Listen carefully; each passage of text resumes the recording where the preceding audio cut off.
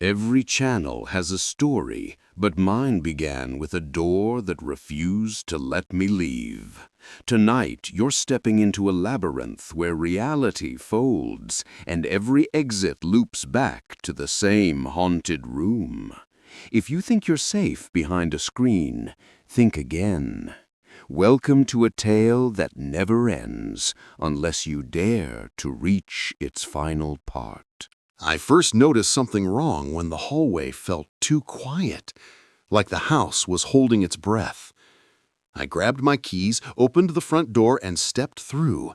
But instead of the outside world, I found myself standing in my bedroom again. The same lamp, same unmade bed, everything identical down to the dust on the shelves. Confused, I tried again, this time with more force. I swung the door open wide and rushed forward, expecting cold night air. Instead, the door slammed behind me, and my feet hit the same worn carpet. I was back. No transition, no glitch, just instant relocation. The room felt smaller now, as if watching me realize the truth. I ran to the window, yanked it open, and tried to climb out. But the moment my head crossed the frame, reality blinked, and I stood once more in the center of the room. My breath caught in my throat. Something wasn't trapping me physically. It was rewriting the space around me, folding the house into a single, repeating cell. Panic creeping in, I grabbed my phone. No signal. Not even the usual offline warning, just a black screen reflecting my terrified face. When I looked up, the door slowly creaked open on its own. No wind, no footsteps, just an invitation. Or a warning. Either way, I stepped toward it because doing nothing felt worse. The hall beyond looked normal at first. Familiar family photos lined the walls. But when I reached out to touch one, the image twisted. Faces stretched into blurred smears. Mouths open in silent screams. I jerked my hand back and found myself in the room again, though I hadn't crossed the door.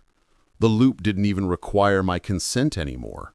I tried marking the walls, scratching them with a key to see if anything persisted, but each return reset everything. My marks vanished.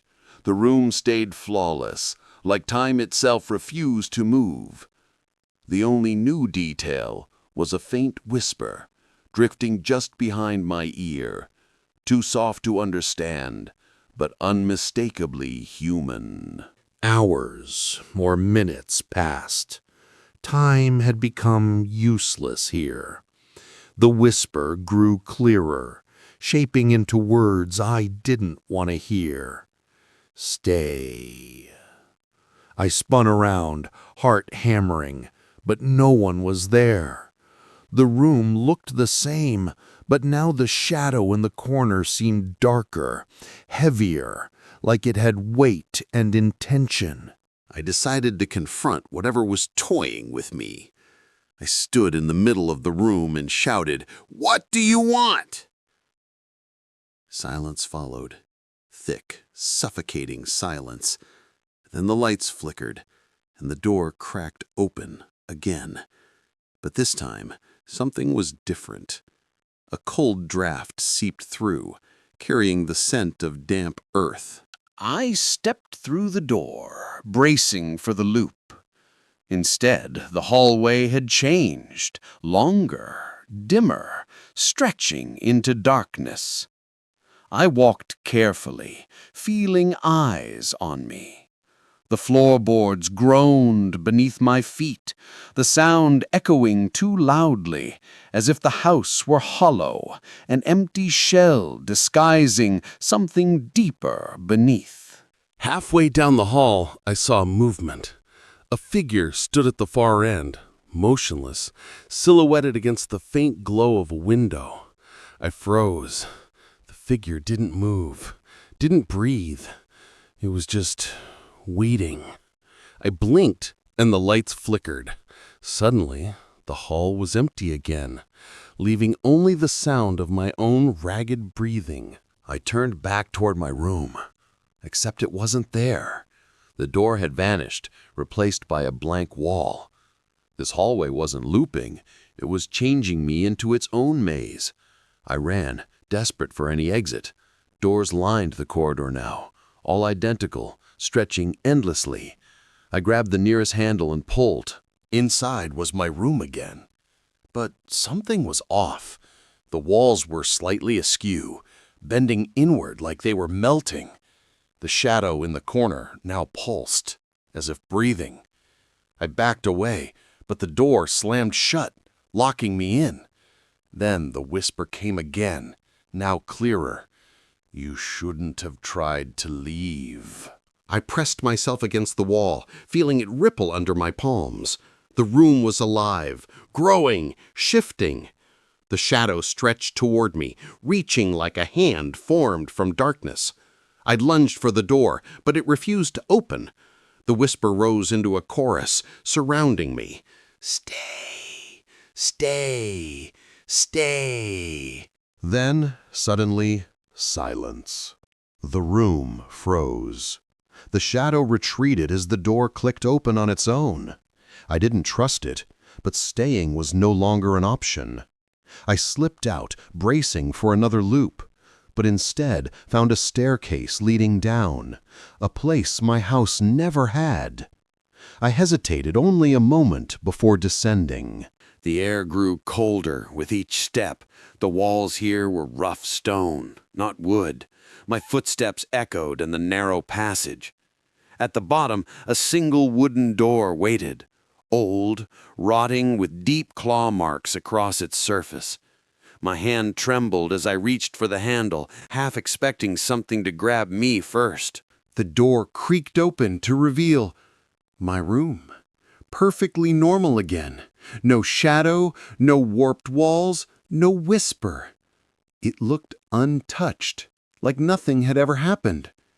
My confusion deepened. Was the house resetting, or was it showing me something, testing me?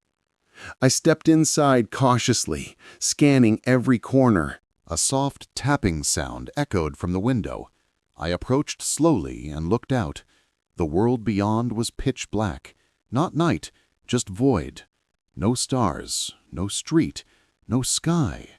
Just endless darkness pressing against the glass. Something moved within it, brushing the window like a fingertip tracing my outline.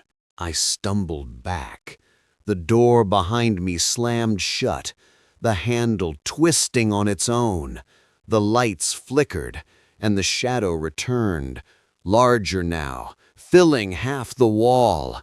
It stretched upward until it touched the ceiling. Then it began peeling itself from the surface, forming a shape, humanoid, but impossibly tall. Its head tilted, studying me.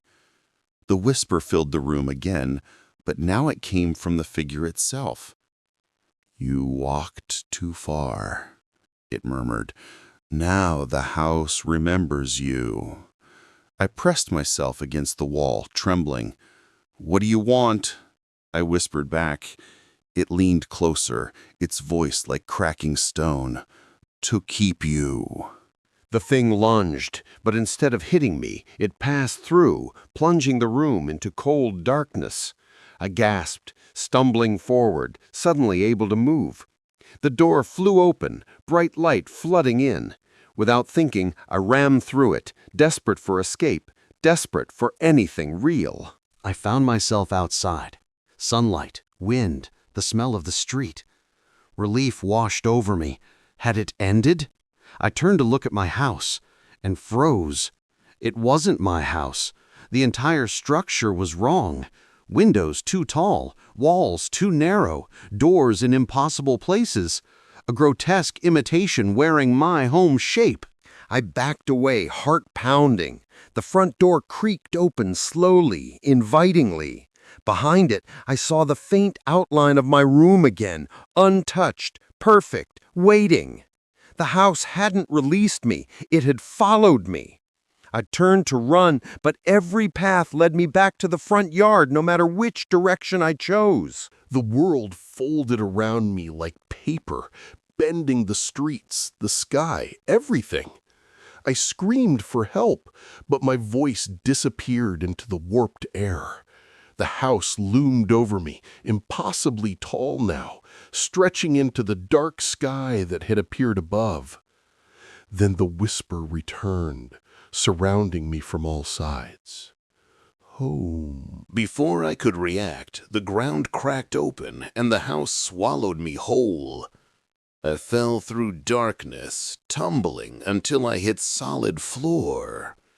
When I opened my eyes, I was back inside the room, my room, or its version of it. But this time, the shadow wasn't in the corner. It stood right in front of me. It reached out, its fingers like drifting smoke that solidified into cold, sharp claws.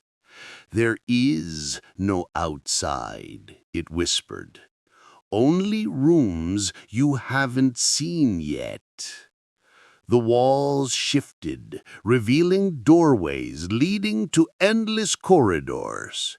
A labyrinth of infinite rooms. A prison disguised as a home.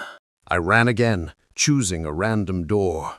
Behind it was another room, mine, but older, dust-covered, abandoned. I slammed the door shut and ran through another. This one was burned, ash coating the floor.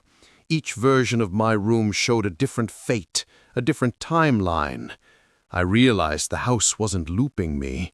It was showing me what I could become. Finally, exhausted, I collapsed. The house fell silent. The shadow appeared one last time, kneeling beside me. "You cannot escape," it whispered gently, almost sadly. "But you can choose your room." A single door materialized before me, glowing faintly. My final chance, or another trap. I opened the door slowly. Inside was my room again, but peaceful, warm, untouched by the nightmare. It felt real. I stepped in cautiously, expecting the loop, but nothing happened. The door didn't slam, the lights didn't flicker. For the first time, I felt safe. Somehow, impossibly, the house let me breathe. Then I saw it, carved faintly into the wall, as if written by someone before me. "This room is calm only once." My blood ran cold. The lights dimmed. The whisper returned behind me. "Choose again," it murmured. When I turned, dozens of new doors lined the room, stretching into darkness. As I reached for the nearest handle, a realization hit me. The house wasn't trapping me for fun. It needed something. A host. A mind to wander its infinite halls. And it would keep giving me choices until I gave up trying to escape. The doors pulsed with quiet hunger. The whisper urged softly, "Pick one." I paused, hand trembling. If every choice led deeper, maybe the only escape was not choosing at all. I stepped back, refusing the doors. The room shuddered violently. The shadow roared, but I stood my ground. And slowly, the doors faded. The room dimmed. The whisper quieted. For the first time, the house hesitated. If you ever feel like your home shifts, even slightly, maybe it's choosing its next room for you. Don't open unexpected doors. And if you do, pray they don't open back into the same place. Like, subscribe, and return for more stories that twist as much as the hallways you just survived.